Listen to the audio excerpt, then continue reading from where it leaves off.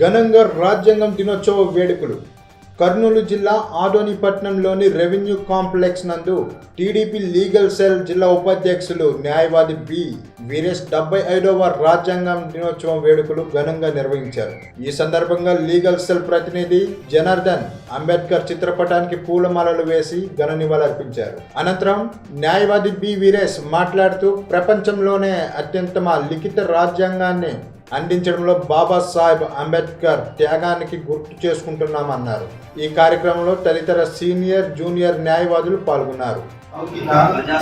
ప్రజాస్వామ్య గణతంత్ర రాజ్యంగా నిర్మించుకోవడానికి పౌరులందరికీ సాంఘిక ఆర్థిక రాజకీయ న్యాయాన్ని ఆలోచన భావప్రకటన విశ్వాసము నమ్మకము ఆరాధనల స్వాతంత్రాన్ని హోదాలోను అవకాశాల్లోను సమానత్వాన్ని చేకూర్చడానికి మరియు వారందరిలో వ్యక్తి గౌరవాన్ని జాతీయ ఐక్యతను మరియు సమగ్రతను సంరక్షిస్తూ సౌభ్రాతత్వాన్ని పెంపొందించడానికి 1999 నవంబర్ 26న రాజ్యాంగ పరిషత్తులో ఎంపిక చేసుకొని శాసనంగా రూపొందించుకున్న ఈ రాజ్యాంగాన్ని మనకు